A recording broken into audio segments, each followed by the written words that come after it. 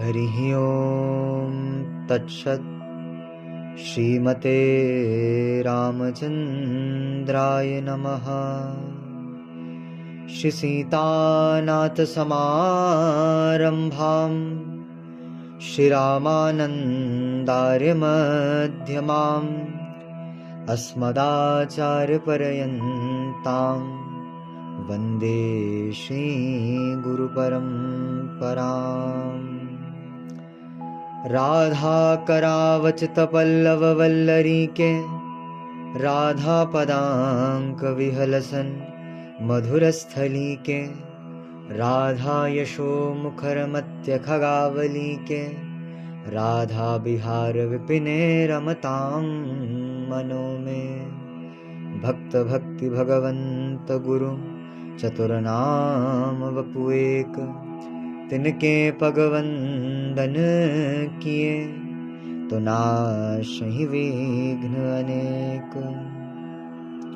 श्री गुरुपद नख मणिगण ज्योति सुमिरत दिव्य दृष्टि होती। हरिशरणम। विगत भाग में हमने श्रीमद् भागवत के पद्म पुराणोक्त महात्म्य के 3 से 22वें श्लोक तक की चर्चा करी। पहले अध्याय के 3 श्लोक से 22वें श्लोक तक की चर्चा की, जिसमें श्रीमद् भागवत की महिमा, श्री शौनक महर्षि का उद्बोधन सूत जी हेतु, सूत जी का श्रीमद् भागवत महात्म्य को कहना आरंभ, और उसमें किस प्रकार देवताओं के द्वारा अमृत कलश लाया गया और सुखदेव जी ने कह दिया, क्वा सुधा क्वा कथालो के क्वा का चोचा मणिर महन। कहाँ तुम्हारा ये स्वर्ग का तुच्छ अमृत और कहाँ श्रीमद् भागवत कथामृत। इससे एक बात बारंबार हृदय में आती है और कई लोगों को लगती होगी कि अमृत इतनी तुच्छ वस्तु है कि सुखदेव जी ने अमृत को ऐसे भगा दिया वहां से कि ले जाओ अपना अमृत। देवताओं को कहा अमृत इतनी श्रेष्ठ वस्तु है कि इसके लिए भगवान को इतना श्रम करना पड़ा। ठाकुर जी को, हिरण्यकश्यपु को, हिरण्याक्ष को, रावण, कुंभकर्ण, कंस, शिशुपाल, दंतवक्र आदि, इनको मारने के लिए भगवान को इतना श्रम नहीं करना पड़ा जितना भगवान को अमृत प्राप्ति करवाने के लिए देवताओं को श्रम करना पड़ा। भगवान ने 4 अवतार लिए अमृत की प्राप्ति करवाने के लिए देवताओं को। इतना दुर्लभ ये अमृत है। सबसे पहले भगवान ने मंदराचल को समुद्र के मध्य में स्थापित करा, माने श्री हरि अवतार, अजित अवतार भगवान का वो हुआ। फिर भगवान ने समुद्र मंथन हुआ, वासुकी नाग की रस्सी बनाई गई, एक तरफ देवता एक तरफ दैत्य। मंदराचल डूबने लगा, तो मंदराचल न डूबे इसके लिए भगवान ने फिर कच्छपा अवतार लिया। कच्छप अवतार भगवान का हुआ, 2 अवतार हो गए। फिर अनेक रत्न समुद्र मंथन से निकले, फिर अमृत निकला। तो अमृत कैसे निकला? भगवान धन्वंतरी अमृत कलश लेके प्रकट हुए, तो तीसरा धन्वंतरी अवतार भगवान का हुआ, 24 में से जो 12वां अवतार है। उसके बाद दैत्यों ने अमृत का कलश छीन लिया। अब देवताओं को अमृत कैसे मिले? तो भगवान ने नारी, स्त्री का वेश, मोहिनी रूप भगवान ने धारण किया और मोहिनी बनकर भगवान अमृत कलश लेने चले गए दैत्यों से, और इस प्रकार देवताओं को अमृत पिलाया। माने भगवान के 4 अवतार अमृत की प्राप्ति के लिए अकेले हुए हैं। 4 अवतार, तो एक अवतार में भगवान ने हिरण्याक्ष मारा, एक में हिरण्यकश्यपु मारा, एक में रावण कुंभकर्ण मारा, एक में कंस शिशुपाल आदि को भगवान ने मारा। तो उन सबको मारने के लिए भगवान के 4 अवतार हुए, वराहावतार, नरसिंहावतार, रामावतार, कृष्णावतार। और केवल अमृत प्राप्ति के लिए अकेले 4 भगवान के अवतार। इतनी महत्वता अमृत की, सामान्य वस्तु नहीं है। जब 12 वर्ष तक, देवताओं के 12 वर्ष, मनुष्यों के 12 दिन लगभग सामान्य होते हैं, तो 12 दिन तक देवताओं का युद्ध चला और पृथ्वी के 12 वर्ष। उस समय 4 जगहों पे अमृत के कलश से बूंदें कुछ गिरी थी, प्रयाग में, हरिद्वार में, उज्जैन में और नासिक में। इन 4 स्थानों पर आज भी महाकुंभ होता है प्रत्येक 12 वर्ष में। तो अभी प्रयाग का कुंभ अभी विश्राम हुआ है कुछ दिन पहले। लोग कितने आए?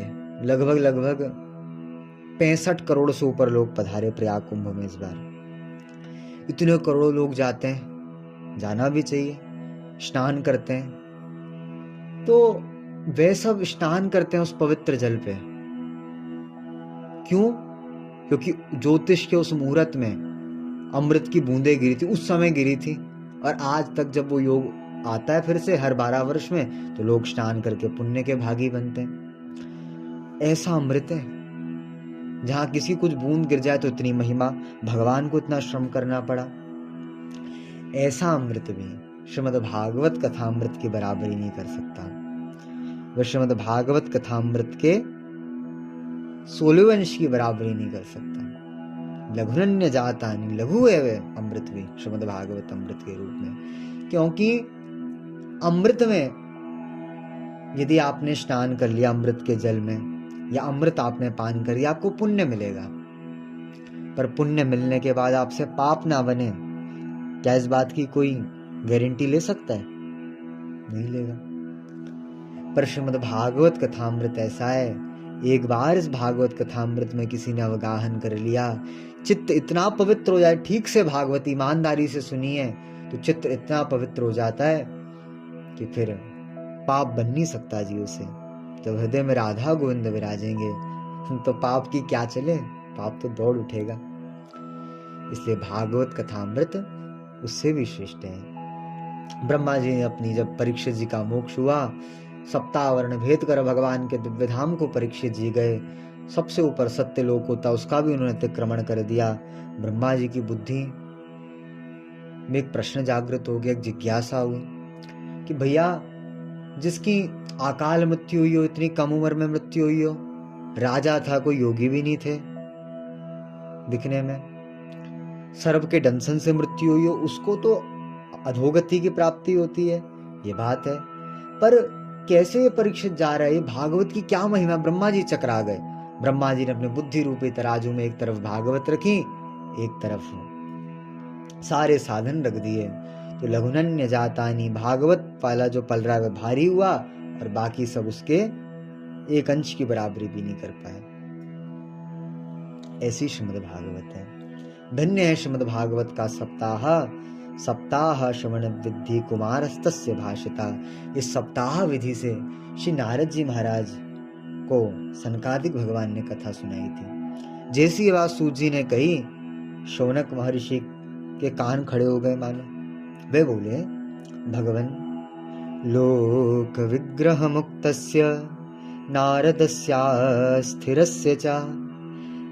नारद जी तो लोक विग्रह से मुक्त हैं, और अस्थिर है नारद जी। नारद जी 2 घड़ी से ज्यादा तो कहीं ठहरते ही नहीं है। तो नारद जी का कोई अता पता है नहीं, कोई ठिकाना है नारद जी का? बताओ। जैसे ब्रह्मा जी का ब्रह्मलोक है, भगवान का वैकुंठ है, श्री कृष्ण रूप में गौलोक है, अमुक लोक है देवताओं के। क्या नारद जी का कोई लोक है? नारद जी यहाँ मिलेंगे? नारद जी तो नारद जी, उनका कोई अता पता नहीं है, पक्का फिक्स 24/7 वाला कोई रेसिडेंस नहीं है उनका। और सनकादिक भगवान, वे भी निरंतर भ्रमण करते रहते हैं। दोनों भ्रमण करने वाले महापुरुष मिले क्यों? देखो, संतों का भ्रमण करना बहुत उत्तम बात होती है।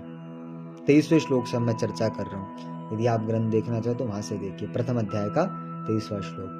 तो श्री नारद जी महाराज और सनकादिक भगवान कैसे मिले? संतों का भ्रमण करना बड़ा श्रेष्ठ होता है।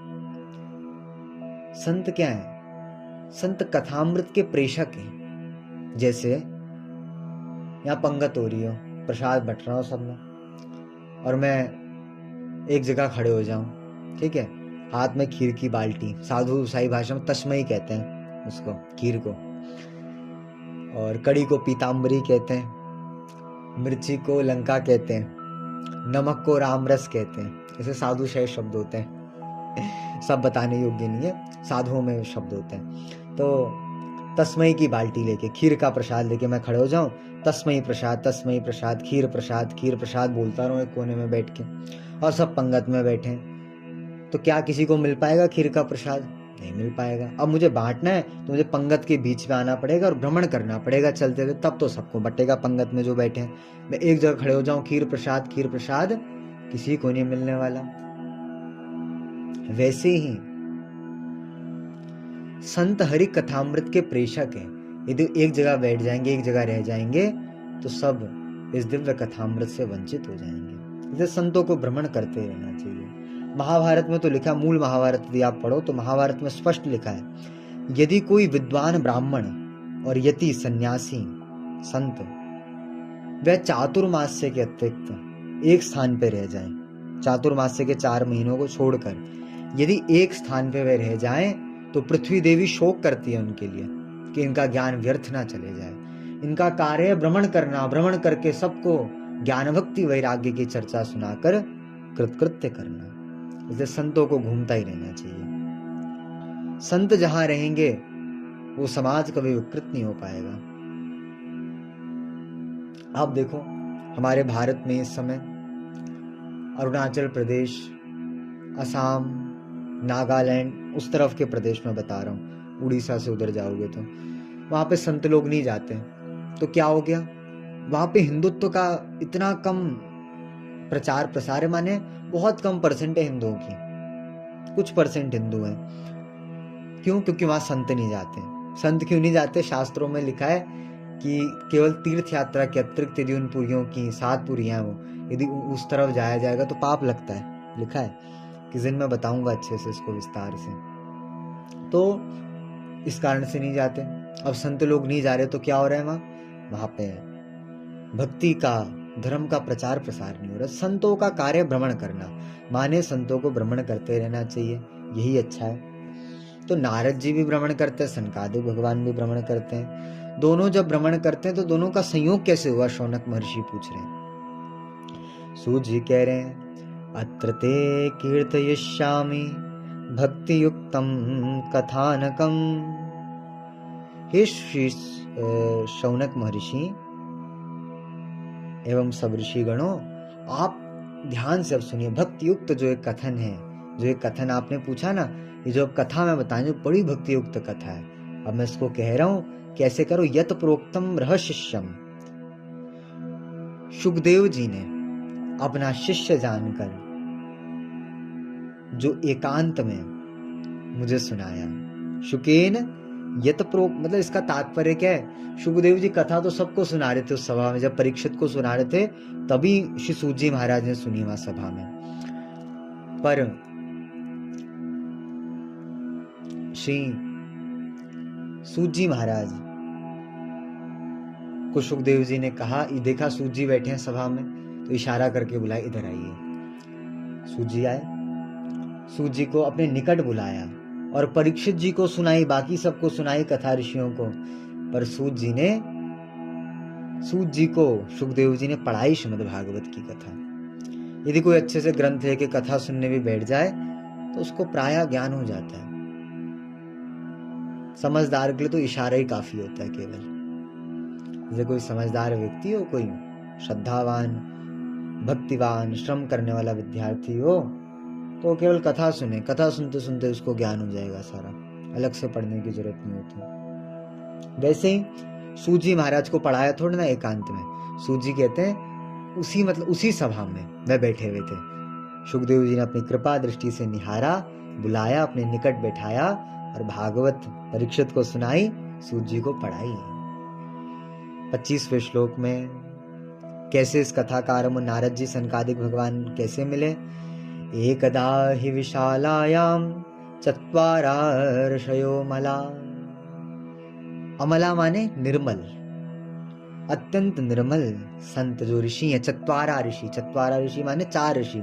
कौन है 4 ऋषि? से सनकादिक भगवान। तो वे सनकादिक भगवान एक बार विशालायाम, विशालपुरी, ये इसका अर्थ है। वैसे गीता प्रेस ने भी ये अर्थ लिखा हुआ है। गीता प्रेस की आप कोई हिंदी अर्थ की पुस्तक लो, उसमें लिखा है विशालायम माने विशालपुरी। विशालपुरी माने विशालपुरी कौन सी है? बोलो बद्री विशाल भगवान की जय। बद्री विशाल भगवान माने बद्रीनाथ। मैंने अपने पूज्य गुरुदेव से भी बद्रीनाथ सुना, बाकियों से भी बद्रीनाथ सुना है, तो बद्रीनाथ ही है। पर वो बद्रीनाथ विशालायाम लिखा है, तो बद्रीनाथ तो कहीं लिखा ही नहीं है कि बद्रीनाथ जी में बद्र का आश्रम में मिले थे, ये तो लिखा नहीं है। इसका तात्पर्य क्या है? विशालायम, विशालायम माने विशालायम और कोई पूरी थोड़ी ना विशाल नाम की। बद्री विशाल भगवान के चरणों में माने बद्रिकाश्रम में ही चारों ऋषि और नारद जी महाराज का मिलन हुआ। वहां पे सत्संग के लिए सनकादिक भगवान विराजमान थे। उन्होंने नारद जी को देखा। नारद जी को देख के बोला कि हे भगवान, आप अत्यंत चिंता आतुर लगते हैं, आपकी चिंता का क्या कारण है? आप तो मुक्तात्मा हैं, आसक्ति से रहित हैं, और आसक्ति से रहित जो पुरुष हैं उनको तो कोई चिंता होती नहीं है, फिर भी आपको क्यों चिंता है? अपनी चिंता का कारण हमें बताइए। नारद जी बोले, अहम तो पृथ्वी यातो ज्ञात्वा सर्वोत्तमामिति पुष्करम च प्रयागम च काशीम गोदावरम तथा। नारद जी कहते हैं, एक बार मैं इस पृथ्वी को सर्वोत्तम मानकर इस पृथ्वी पर भ्रमण कर रहा था।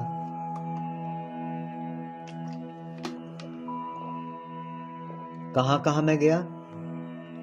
तो पुष्कर गया, प्रयाग गया, काशी गया, गोदावरी जी का जो तट है हमारे नासिक, वहां गया, हरिक्षेत्रम हरिद्वार, कुरुक्षेत्र, श्रीरंगम, सेतु बंधनम माने उधर दक्षिण में सेतु बंधन है, रामेश्वरम उधर, इन सब तीर्थों में मैं भ्रमण करा।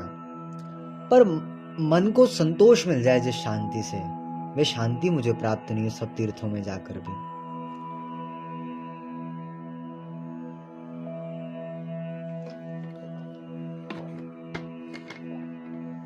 क्यों शांति प्राप्त नहीं हुई? 30वां श्लोक, कलिना धर्म मित्रेणम धारेयम बाधिताधुना। कलयुग ने धर्म को बाधित किया और अधर्म को कलयुग बढ़ा रहे, इस कारण से शांति नहीं मिली। क्या दिखा मुझे हर जगह भ्रमण करते हुए पृथ्वी पे? सत्यम नास्ति तपशौचम दयम दानम न विद्यते। सत्य तो बचा ही नहीं है संसार में, न तप बचा है न शौच बचा है। जीवों के स्वभाव में प्राय कलयुग में असत्य आ चुका है। असत्य माने जैसे आजकल भाषा शैली ऐसी, लोग कह रहे हैं, कोई कह रहा बस मैं 2 मिनट में आता हूं, अब गया 2 मिनट में आ जाएगा, वो क्या लगा दिया उसने 5-6 मिनट। झूठ हुआ कि नहीं हुआ? 2 मिनट झूठ हुआ वहां पे।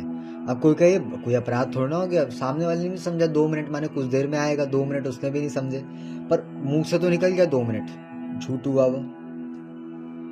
ये बोल दो हाँ मैं थोड़ी देर में आता हूँ, किसी को हमने बोल दिया हाँ बस आ गए 10 मिनट में और आधे घंटे बाद पहुंचे, तो फिर क्या होगा? झूठ हो जाएगा ये। इसलिए कहो कुछ देर में हम आ रहे। तो ये क्या असत्यता इतनी चित्त में घुस गई है, हम असत्य बोलते हैं और हमें पता ही नहीं हम असत्य बोल रहे हैं। ऐसी असत्यता कलयुग में आ गई है। लोग तब से विमुख हो चुके हैं, सबको आलस्य चाहिए केवल, शौचाचार भी नहीं बचा, पवित्रता नहीं बची। ऐसी स्थिति आजकल कलिकाल में है, किसी घर पानी पी लो इतना धर्म भी नहीं बचा है, इतनी अपवित्रता आ चुकी है घरों की रसोइयों में, हर जगह। दया न विद्यते, दया और दान भी नहीं है। लोग किसी को पीड़ा में देख रहे हैं, कलयुग के प्राणी, तो उनको प्रसन्नता हो रही, आह ये पीड़ित है, हम तो प्रसन्न है। अपनी पीड़ा में पीड़ित नहीं हो रहे वो, अपनी पीड़ा जो है उसमें पीड़ित हो रहे हैं, दूसरे की पीड़ा में पीड़ित नहीं हो रहे हैं। एक कलयुगी प्राणी है।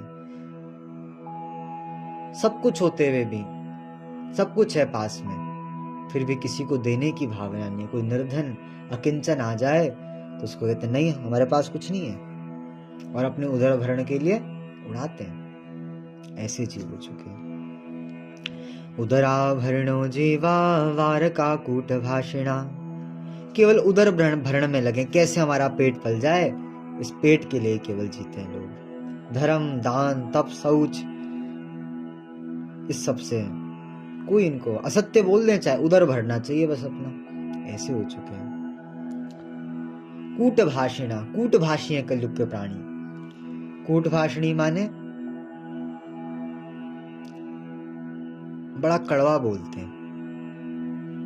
वाणी देखो क्या है, वाणी का मूल्य कोई पैसा लगता है या कुछ लगता है ज्यादा मीठा बोलने में?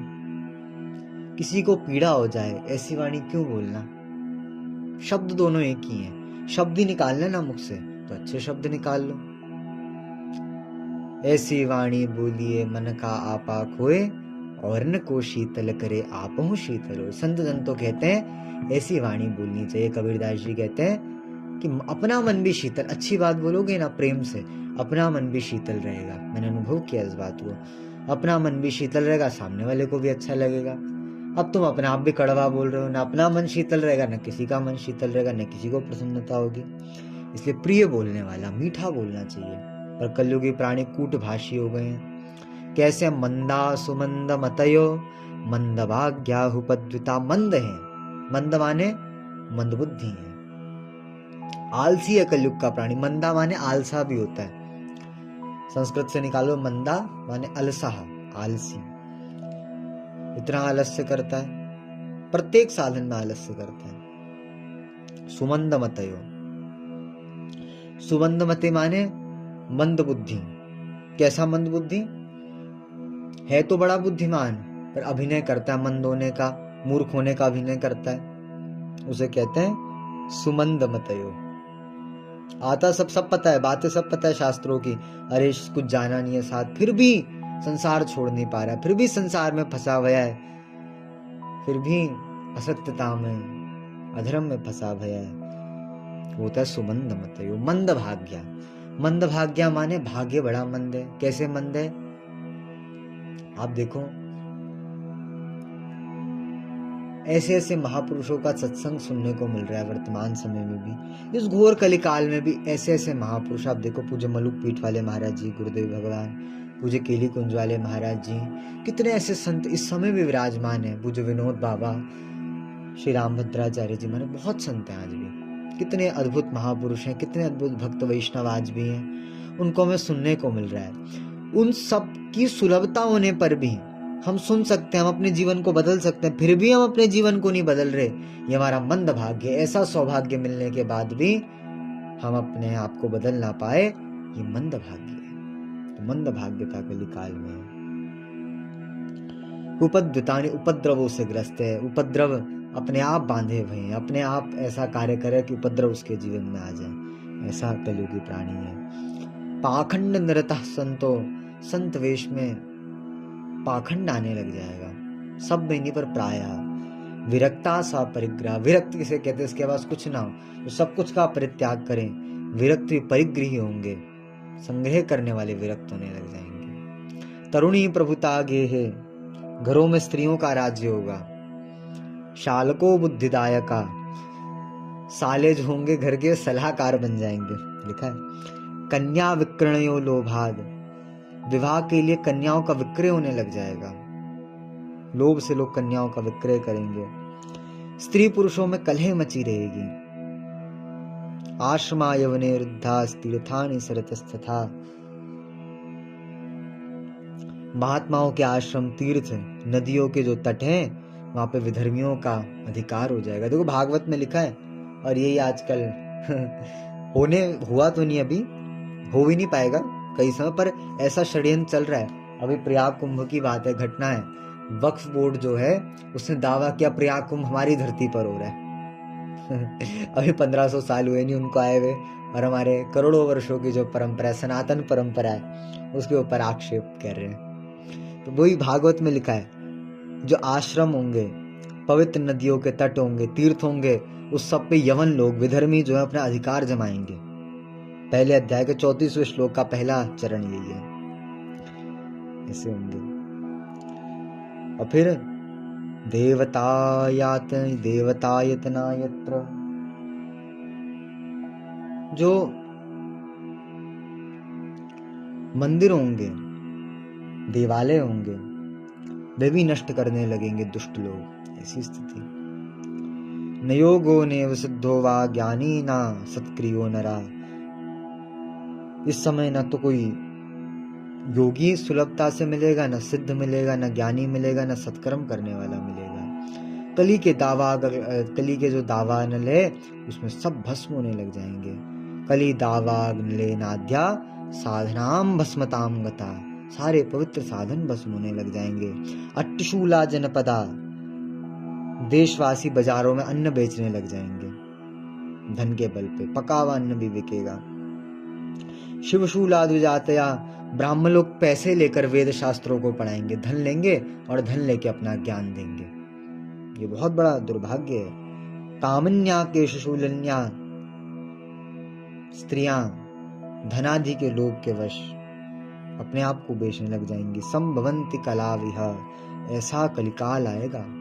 और नारद जी कहते उस समय तो आरंभ था कलयुग का, जबकि ये घटना है नारद जी वाली। ऐसी स्थिति, अभी तो प्रथम चरण है, आगे जा जाके क्या होगा। अभी लोग पशुओं को मारते, ऐसा होगा मनुष्यों को मार मार के खाएंगे। ऐसी स्थिति आ जाएगी। नारद जी बोले ऐसे कलिक का तांडव मैंने देखा तो मैं बड़ा व्याकुल हुआ, और पृथ्वी पर विचरते विचरते मैं कहाँ पहुंचा? यामुनम तटमापन्नो यत्र लीला हरेरभुत। यमुना जी के तट पर जहां भगवान श्री हरि ने लीला करी, ऐसे श्रीधाम वृंदावन में मैं पहुंचा। श्रीधाम वृंदावन में पहुंचकर मेरे मन को कुछ शांति प्राप्त हुई। भ्रमण करते करते हमारे मलुक पीठ के मोहल्ले में ही, ज्ञान गुदरी क्षेत्र में ही नारद जी ने क्या देखा? तत्राश्चर्यं मया दृष्टं श्रूयतं तनमुनीश्वरा। एका तु तरुणी तत्रं निष्णा खिन्न मानसा। एक तरुणी, एक युवती अत्यंत खिन्न मन के साथ वहां विलाप कर रही थी। दो वृद्ध ऊर्ध्व श्वास प्रश्वास ले रहे थे, उसी के निकट पड़े हुए थे। बहुत सारी युवतियां उस स्त्री की सेवा में लगी हुई थी।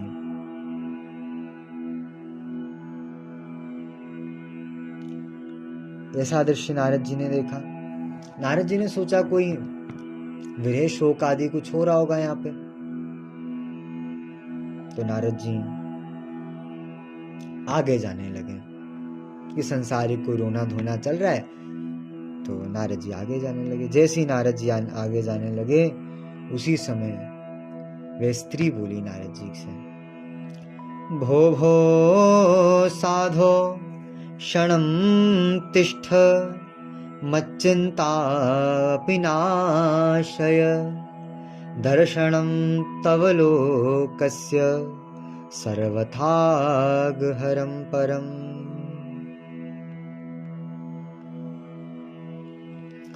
वे स्त्री बोली कि हे साधो, एक क्षण ठहरी है। नारद जी को बोला। अब भक्ति महारानी क्या नारद जी का नाम नहीं जानती थी? पता था उनको नारद जी हैं, पर साधो कहा। साधो माने व्याकरण के अनुसार साधनोति पर कार्य इति साधु। जो दूसरों के कार्य, साधनोति पर कार्य मिति साधु, जो दूसरों के कार्यों को बना दे, सबका हित करें, उन्हें साधु कहते हैं। ये संत का स्वभाव है।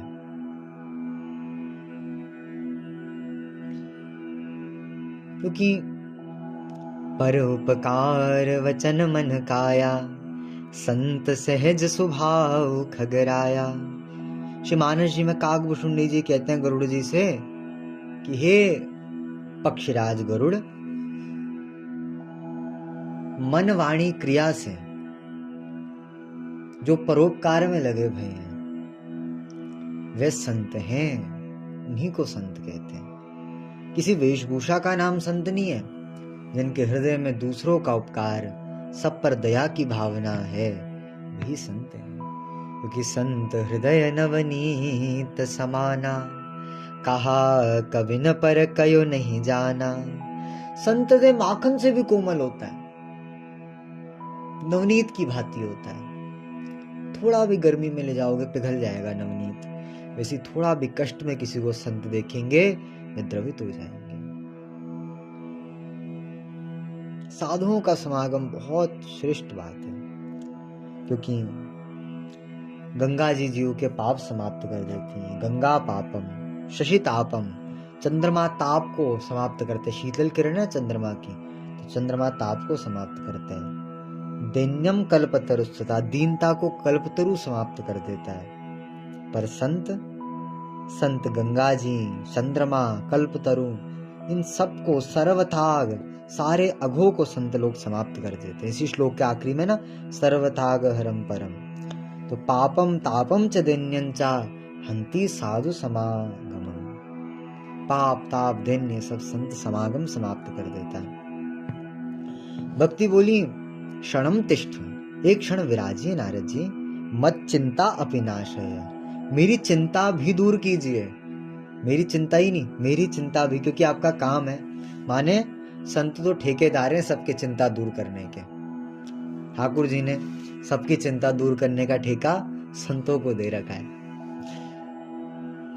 तो मत चिंता, मेरी भी चिंता दूर कीजिए। दर्शनम तव लोकस्य, आपके दर्शन सारे अघों को दूर करने वाले हैं, पाप ताप संताप सबको दूर करने वाले हैं।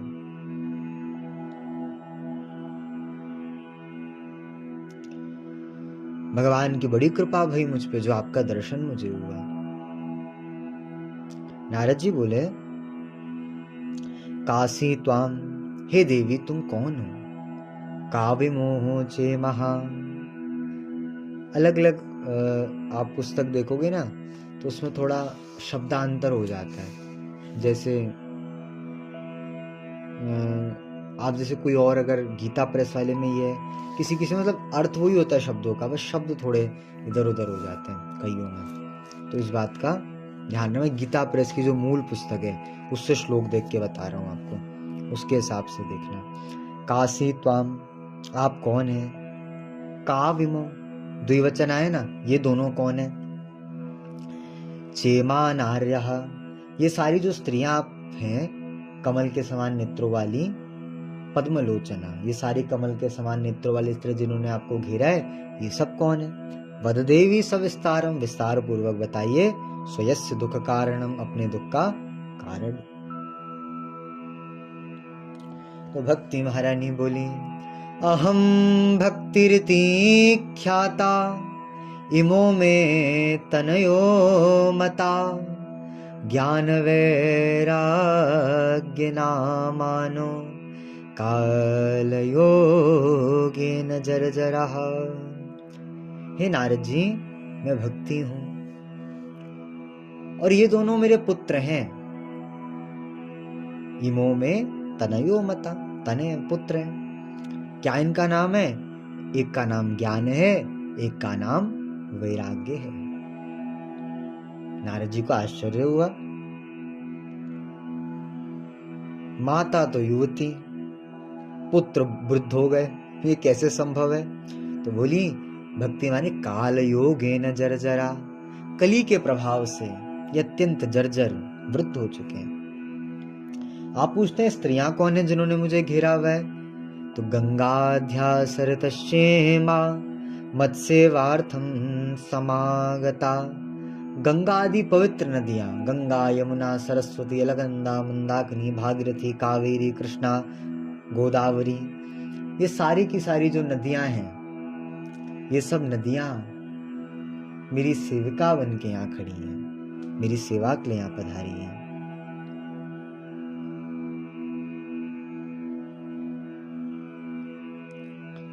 और आप मेरे बारे में जानना चाहते हैं, आपने कहा विस्तार पूर्वक बताइए। तो आप वैसे सब जानते हैं, फिर भी मैं आपको सुख प्राप्त हो, उसके लिए आपको बता रही हूं अपना परिचय। उत्पन्ना द्रविड़े साहम वृद्धिम कर्णाटके गता। मैं उत्पन्न कहा द्रविड़ देश में उत्पन्न हुई थी, दक्षिण में। कर्नाटक में जब मैं आई तो मेरी कुछ वृद्धि हुई। क्वचित क्वचिन महाराष्ट्र, महाराष्ट्र में भी कुछ कुछ मेरी वृद्धि हुई। पर गुर्जरे जीर्णताम गता, गुर्जर है गुजरात में आकर मैं अत्यंत जीर्ण हो गई। यहां पे एक बात, एक भाव संत जन देते हैं। ये कोई व्याकरण का भाव नहीं, संतों का भाव है, भाव बता रहा हूं। उत्पन्ने द्रविड़े साहम, माने भक्ति द्रविड़ता में, द्रविड़ देश में उत्पन्न हुई। माने भक्ति कब हृदय में उत्पन्न होती है? जब भगवान का कथा सुनते सुनते, भगवान की कथा श्रवण करते करते, हरिनाम लेते लेते हृदय द्रवित होने लग जाए, तब भक्ति हृदय में उत्पन्न होती है। जब हृदय द्रवित माने हृदय पिघल जाए भगवत प्रेम में, तब भक्ति का प्रादुर्भाव होता है। और ये भक्ति बढ़ती कब है? वृद्धिम कर्नाटके गते, कर्नाटक में आके वृद्धि होती है। माने जब हम श्री ठाकुर जी की कथा सुनते हैं, उनके नाम को, उनकी लीलाओं को सुनते हैं, उनके यश को सुनते हैं, उस समय ये भक्ति की वृद्धि होती है कर्नाटक में, माने कर्ण में आकर वृद्धि होती है, भी इसका अर्थ है। और क्वचिन क्वचिन महाराष्ट्र, फिर भक्ति हृदय में आती है। और महाराष्ट्र कहते हैं, हृदय को भी महाराष्ट्र कहते हैं, तो उसकी वृद्धि होती है। और गुर्जरे जीर्णताम गता, एक भाव क्या होता है कि जब ये जो भगवान की हमने कथा श्रवण करी थी, उसको हृदय में ना धारण करें, उसको निकाल दे हम बाहर, तो मतलब वो गुजर गई, निकल गई, तो उस समय क्या होता है, जब वो गुजर जाती है, हृदय से निकल जाती है, तो भक्ति जीर्ण हो जाती है। इसलिए सदा सर्वदा हृदय द्रवित रहे भगवान की कथा सुनते हुए, तो भक्ति उत्पन्न होगी। निरंतर भगवान की कथा का श्रवण करेंगे, कर्ण मार्ग से भक्ति महाराष्ट्र मतलब हृदय में प्रवेश कर जाएगी। महाराष्ट्र न हृदय, महा है राष्ट्र, इसलिए महाराष्ट्र हृदय को कहा, तो उसमें भक्ति आ जाएगी। फिर कर्ण के मार्ग से, कर्नाटक कर्ण के मार्ग से महाराष्ट्र में आएगी, कर्ण में भी बढ़ेगी, हृदय में भी आके बढ़ेगी। बस उसको हृदय में रखें, उसको गुजार ना दे, निकाल ना दे हृदय से उस बात को। भगवान की लीला को, भगवान की कथा को हृदय में बसा के रखेंगे तो भक्ति सदा बढ़ेगी हमारी, और निकाल देंगे तो वो जीर्ण हो जाएगी। गुर्जरे जीर्णताम गता, मैं जीर्ण हो गई।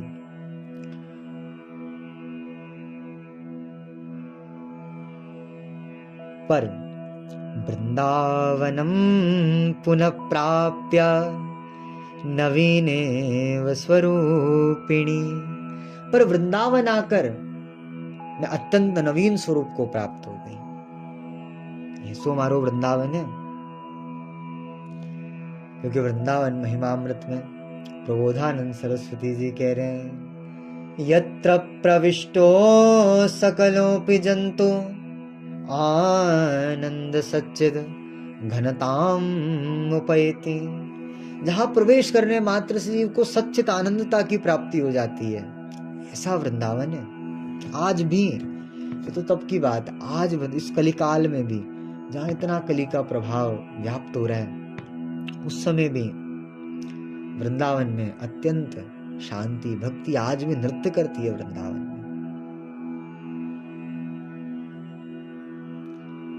धन्य है वृंदावन, धन्य है वृंदावन।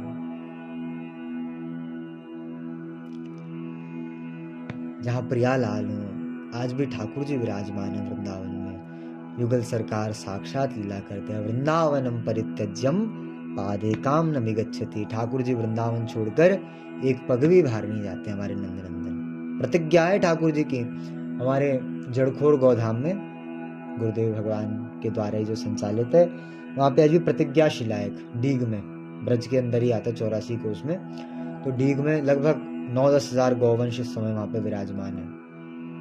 वह प्रतिज्ञा शिला, ठाकुर जी ने उस प्रतिज्ञा शिला पे हाथ रख के प्रतिज्ञा की है कि ब्रजवासी बल्लभ सदा मेरे जीवन प्राण, इन्हें कबहू न त्यागी हो मुने नंद बाबा की आन। ब्रजवासी मेरे बल्लभ है, मैं इनको कभी नहीं त्यागूंगा, मुझे नंद बाबा की आन, नंद बाबा की कसम खाई है मैं ठाकुर जी ने। प्रतिज्ञा शिला कहते हैं उसे। नित्य गौचारण स्थली है वो कृष्ण बलराम की। तो ऐसा वृंदावन है। ठाकुर जी किशोरी जी भक्ति महारानी में युवती हुई पुनः आकर। पर हाँ, ये गुजरात वाले लोगों को अच्छी नहीं लगती है बात कि गुजरात में आके भक्ति जीर्ण शीर्ण हो गई। उस समय के गुजरात की बात ही है। पर आज से 500 वर्ष पूर्व भागवत में महाराज मुचकुंद का चरित्र है ना, जब वे मुचकुंद महाराज श्री नरसिंह जी के रूप में उत्पन्न हुए और उन्होंने भक्ति का प्रचार किया, तो जगत विदित नरसिंह भगत जिन गुजर घर पावन करी, जिन गुजर घर पावन करी। महास्मारत लोग भक्ति लवलेस न जाने, माला मुद्रा देख तासु की निंदा ठाने। ऐसे कुल उत्पन्न भयो भागवत शिरोमणि, ऊसर तेसर कियो खंड दोष ही। नाभाजी ने कहा है कि सारे जगत में विदित नरसिंह जी हैं जिन्होंने गुजरात की धरती को पावन करा। नरसिंह जी के बारे में क्या कहा जाए, सब कम है। भक्तराज हैं, भक्तराज हैं। इस कलिकाल में ठाकुर जी ने 52 बार नरसिंह जी को दर्शन दिया, 52 बार प्रत्यक्ष होकर। जब जब केदारा गाते और अपने ठाकुर को बुलाते, तब तब ठाकुर आते थे। अब वृंदावन में आके भक्ति महारानी दिव्य स्वरूप को प्राप्त हुई, युवती हुई। पर उनके जो पुत्र थे ज्ञान वैराग्य, वे अभी भी जर्जर थे। उनका क्लेश दूर नहीं हुआ, क्योंकि वृंदावन में भक्ति के तो बहुत ग्राहक हैं, पर ज्ञान वैराग्य का कोई इतना नहीं है। इसलिए वृंदावन में ज्ञान वैराग्य युवक नहीं हुए। भक्ति बोली नारद जी से, इदं स्थानं परित्यज्य विदेशं गम्यते मया। इस स्थान को छोड़कर मैं विदेश जाऊंगी।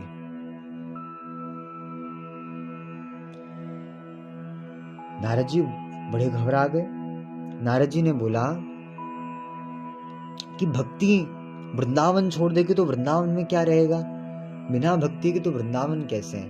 भक्ति तो गोविंद को प्रसन्न करने वाली है, और भक्ति वृंदावन से चले जाएगी, गोविंद कैसे प्रसन्न होंगे। इसलिए भक्ति को वृंदावन से तो जाना नहीं चाहिए। नारद जी बोले, ज्ञानेनात्मनि पश्यामि सर्वमेतत् वानघे, ना विषादस्त्वया कार्यो हरिष्यं ते करिष्यति।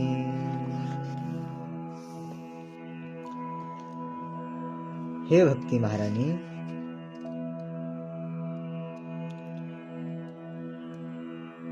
आप के संपूर्ण दुख का कारण मैं देखता हूं अपने हृदय की ज्ञान दृष्टि से। आप विषाद मत करो। कहते हैं हरिम शंते करिष्यति, ठाकुर जी आपका कल्याण करेंगे। संत जनों के पास एक ही तो औषधि होती है, ठाकुर जी तुम्हारा कल्याण करेंगे। हमें तो सामर्थ्य नहीं है। ये भाव नारद जी ने भी दिया, हरिम शंते करिष्यति।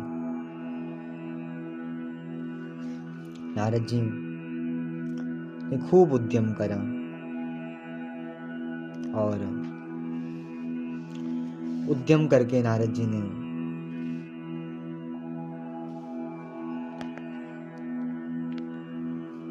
गीता पाठ सुनाया, वेद वेदांत का उद्घोष सुनाया।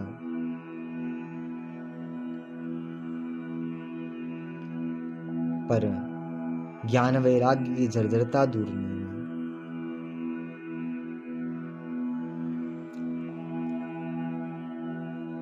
फिर नारद जी ने विचार किया, देखो कथा तो बहुत लंबी है अभी भी, मैं जिस प्रकार से आपको बता रहा था अभी उसी गति से मैं बताऊंगा आपको। तो मुझे लगता है पता नहीं कितने साल बीत जाएंगे इसी कक्षा में। सबके सब आप सब बालक को भी है ना, छोटे ही उम्र में, तो मुझे लगता है सबके सब वृद्ध हो जाओगे जब तक कक्षा पूरी होगी। एक अध्याय में इतने दिन लग रहे हैं, 355 अध्याय भागवत जी में, तो मुझे थोड़ी गति बढ़ानी पड़ेगी।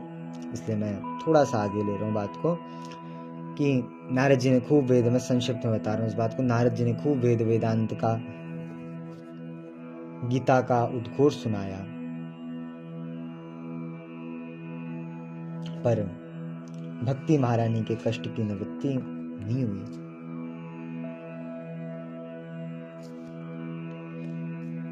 या आप सीधा दूसरे अध्याय में आ चुका हूं मैं। दूसरे अध्याय के 38वें आदि दोहे में लिखा है, वेद वेदांत घोषश्च गीता पाठेर्विबोधितं भक्ति ज्ञान विरागानां नोदितिष्ठत्रिकं यदा। फिर भी वे जागृत नहीं हुए। देखो, जो गीता के उपासक हैं वो लोग यहाँ पे सोचते हैं गीता की महिमा कम हो रही है, पर गीता की महिमा कम नहीं है। यहाँ पे गीता की महिमा कम नहीं है यहाँ पे।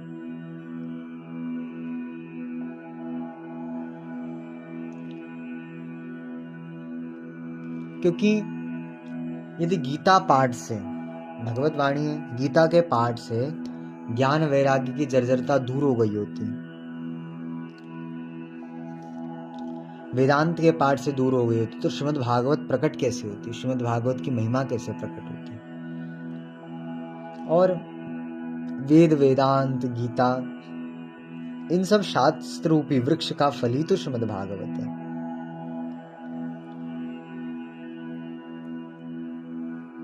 ये फल कैसा है? इसमें ना गुठली है ना छिलका है, पूरा फल पाने योग्य है। तो भागवत अलग से कोई वस्तु नहीं है, उसी वृक्ष का फल है। आप जड़ खा सकते हो किसी वृक्ष की, टहनी खा सकते हो, खाने को तो फल ही खाओगे। वैसे ही श्रीमद् भागवत सारे शास्त्रों का, सब वेद वेदांतों का फल है। इसी को श्री नाभाजी महाराज ने भक्तमाल में कहा, जहाँ 18 पुराणों का उन्होंने वर्णन किया कि साधन साध्य 17 पुराण फल रूपी श्री भागवत। सारे साधन साध्य 17 पुराण आदि और फल है उनका श्रीमद् भागवत। इस कारण से ज्ञान वैराग्य की मूर्छा नहीं समाप्त हुई। अब उसी समय आकाशवाणी हुई, नारद जी आपका उद्यम सफल होगा, आप सत्कर्म का अनुष्ठान कीजिए।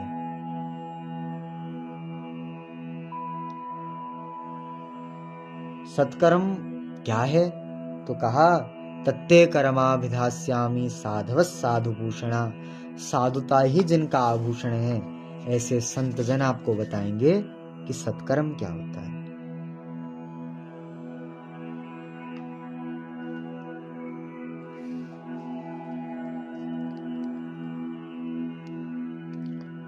अब नारद जी बोले कि इसी प्रकार मैं घूमते घूमते यहां तक आया हूं, इस कारण से मैं उदास हूं भगवान। और आज आपके दर्शन करके मुझे लगा मुझे साधु संत समागम मिल गया। इदानीं भूरि भाग्येन भवद्भिः संगमो भवत्। आपका समागम मुझे मिला, माने मुझे ठाकुर जी ने मार्ग प्रशस्त करवा दिया। हे भगवान, सनकादिकों की स्तुति कर रहे हैं। सदा वैकुंठ निलया हरि कीर्तन तत्परा लीलामृत रसोन्मत्ता कथा मात्रेक जीविनः। हे भगवान, आप सदा भगवान वैकुंठनाथ के धाम में निवास करने वाले हैं। हरि कीर्तन में आप सदा तत्पर रहते हैं, भगवान की कथा लीला के रस में आप सदा निमज्जित रहते हैं। और कथा तो आपका जीवन है भगवान की। और हरिशरण में वंहि नित्यम येषां मुखे वचा अतकाल समादिष्टा जरायुष्मन्न बाध्यते। पंचाक्षर महामंत्र जो हरिशरण में वे निरंतर आपकी वाणी से निर्झरित होता रहता है, उसका प्रभाव है कली का प्रभाव, काल का प्रभाव, समय का प्रभाव आपको बाधित नहीं कर पाता। जरा आदि, वृद्धावस्था आदि आपको बाधित नहीं कर पाती।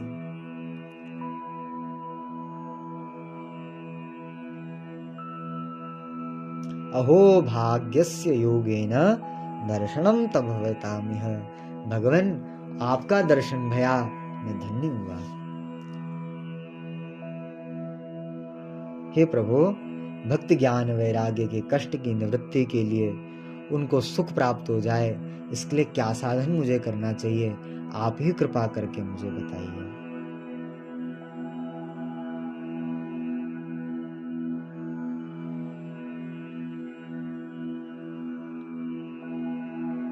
श्री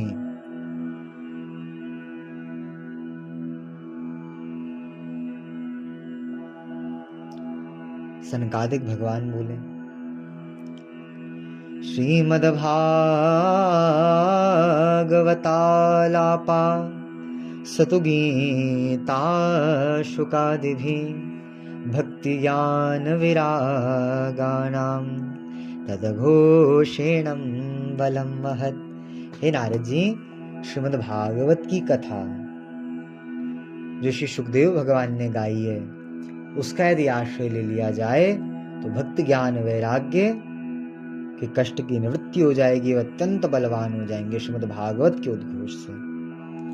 ब्रजयिष्यसि द्वयो कष्टम सुखम भक्तिर भविष्यति। ज्ञान वैराग्य कष्ट की निवृत्ति हो जाएगी और भक्ति महारानी सुखी हो जाएगी भागवत से।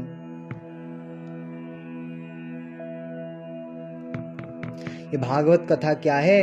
ज्ञान वैराग्य से युक्त भक्ति की जो प्रेम धारा है, उसको वैष्णवों के हृदय में विराजमान करने वाली भागवत है। नारद जी ने प्रश्न जिज्ञासा करी, भगवान, मैंने वहां पे खूब वेद वेदांत गीता का पाठ सुनाया, फिर भी ज्ञान वैराग्य की मूर्छा समाप्त नहीं हुई। तो तत्कथासु तु वेदार्था श्लोके श्लोके पदे पदे। श्रीमद् भागवत में वेद शास्त्रों का ही तो सार है, वेद का शास्त्रों का सार ही तो श्रीमद् भागवत है। तो जब मैंने वेद शास्त्र सब सुना दिए, तो तब ज्ञान वैराग्य की मूर्छा समाप्त नहीं हुई, तो वेद शास्त्र का सार सुनाने से कैसे मूर्छा समाप्त हो जाएगी? सनत कुमार बोले, नारद जी आप बड़े भोले हो। जैसे जो वृक्ष का, अभी मैंने थोड़ी देर पहले जो बात बताई, यही भाव था वो, कि जो वृक्ष है, वृक्ष का जो मूल भाग है, जड़ है वृक्ष की, जड़ को चपाने से रस निकलेगा? नहीं निकलेगा। टहनी चपाने से रस निकलेगा? नहीं निकलेगा। पत्ता चपाने से रस निकलेगा? नहीं निकलेगा। यदि रस की अभिलाषा हो तो जो वृक्ष का रसस्वरूप फल है, उसको ग्रहण करना चाहिए। उगा चाहे वो वृक्ष से ही है, वृक्ष की महत्वता कम नहीं है, उगा वृक्ष से ही है, पर फल तो, रस तो फल में ही होगा, अन्यत्र कहाँ मिलेगा रस? और एक और उदाहरण दे रहे हैं, यथा दुग्धे स्थितम सार्पणीः स्वादायोपकल्पते पृथग्भूतं हि तद्गव्यं देवानां रसवर्धनम्। कि भगवान जिस प्रकार से दुग्ध जो होता है, दूध, तो दूध के भीतर ही तो घी प्रतिष्ठित होता है, अलग से थोड़ा ना घी होता है कहीं। पर एक क्रिया होती है, एक पद्धति होती है, जिससे उसको अलग कर दिया जाता है दूध से, और वह स्वादवर्धक होता है और देवताओं का बलवर्धक भी होता है। घृत बलवर्धक कैसे? आहुति दोगे तो देवताओं का बल बढ़ेगा। तो दूध में स्थिति रहता है घी, अलग वस्तु थोड़ी ना है घी, दूध से बनेगा घी। पर क्या दूध पीने से घी का स्वाद आता है? नहीं आता।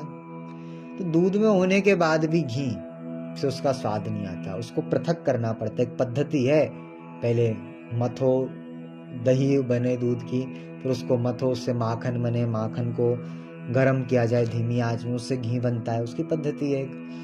तो दूध में होते हुए भी घी का रस थोड़ा स्वाद मिल पाता है दूध पीने वाले को, एक पद्धति से निकालना पड़ता है। वैसे शास्त्रों में ही श्रीमद् भागवत है, पर जो सारस स्वरूप श्रीमद् भागवत है, उसका रस भिन्न है। इदं भागवतं नाम पुराणं ब्रह्म संहितं भक्ति ज्ञान वैरागानां स्थापनाय प्रकाशितम।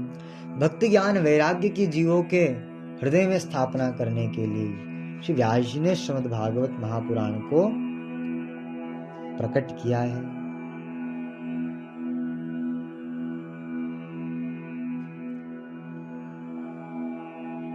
जो भागवत जी का श्रद्धा विश्वास पूर्वक श्रवण कर ले उसके सारे दुख शोक आदि समाप्त हो जाते हैं।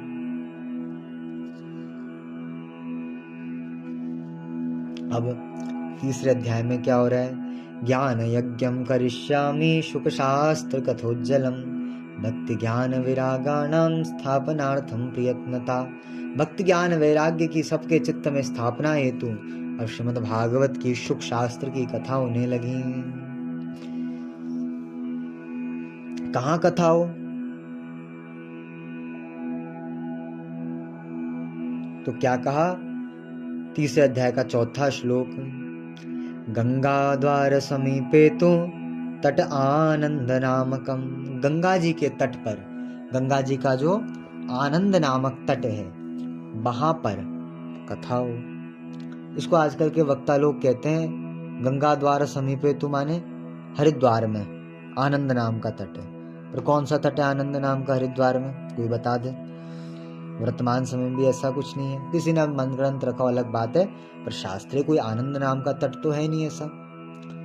तो गंगा द्वार अगर हरिद्वार होता तो गंगा द्वार ही कहते। गंगा द्वार समीपे क्यों कहा? गंगा द्वार के पास हरिद्वार है तो गंगा द्वार कह देते सीधा। वो नहीं है माने। फिर आप दूसरा अर्थ निकालते हैं लोग कि गंगा द्वार समीपे तो गंगा जी के तट के पास हरिद्वार के बाद ऋषिकेश है, तो ऋषिकेश होगा, वहां पे आनंद नाम का तट होगा। पर कहते नाना तरुलता, कैसा स्थान है? नाना तरुलता कीर्णम नवकोमल बालुकाम। सुंदर मैदानी क्षेत्र है, सुंदर बालुकाएं हैं, सुंदर वृक्ष हैं। जो यहाँ पे वर्णन किया गया क्षेत्र का वह मैदानी क्षेत्र है। ऋषिकेश में आप जाके देखो, चारों तरफ पहाड़ दिखेंगे आपको, तो पहाड़ का वर्णन होता, बड़े बड़े विशाल पहाड़ हैं, गंगा जी बहती, ये सब होता वर्णन। ये तो वर्णन ही नहीं यहाँ पे, केवल ये लिखा गंगा द्वार समीपे तो तट आनंद नामकम, और ऋषिकेश भी नहीं होगा। फिर क्या अर्थ निकलेगा? तो पूज्य सदगुरुदेव भगवान से मैंने जो भाव सुना वो भाव क्या है? ये जगह का है शुक्रताल। शुक्र तीर्थ जो है शुक्रताल, वहां का स्थान है। पुराणों में जो आनंद नाम का तट है वह उसी तट के निकट, गंगा जी हरिद्वार से आप जाओ, ज्यादा दूर नहीं है आज भी। हरिद्वार से मुझे लगता है 2 घंटे लगते होंगे, 2 से 2.5 घंटे लगते होंगे मुश्किल से पहुंचने में शुक्रताल। तो आप उधर से जाओ तो निकट ही है हरिद्वार के, तो उधर से आनंद नाम का तट है गंगा जी का, वही क्षेत्र पड़ता है शुक्रताल वाला। उसको आनंद तट कहा गया पुराणों में गंगा जी का। और सुंदर वहां नवकोमल बालुकाम है, सुंदर वृक्ष हैं, सब कुछ है। तो ये वर्णन किसका किया गया? ये वर्णन शुक्रताल का किया। शुक्रताल में कथा हो रही है जो नारद जी के द्वारा आयोजित है। तत्र भागवती वार्ता तत्र भक्त्यादिकं व्रजेत कथा शब्दं समाकीर्णं तत्र किं तरुणायते। सुंदर कथा वहां होगी, भक्ति ज्ञान वैराग्य की, कष्ट की निवृत्ति हो जाएगी भगवान। ऐसा हुआ। अब आगे की कथा तीसरे अध्याय के 9वें श्लोक तक मानो चर्चा हो चुकी है। इसके आगे की चर्चा अब हम कल के सत्र में करेंगे। आगे का जो सत्र बनेगा उसमें करेंगे। अभी लगभग 1 घंटा हो चुका है। इन्हीं भावों को ये विश्राम को फिर मैं आरंभ कर दूंगा। कैसे कथा होने लगी, कौन कौन आए, क्या फिर पूरा करना पड़ेगा, उसमें फिर और समय लगेगा।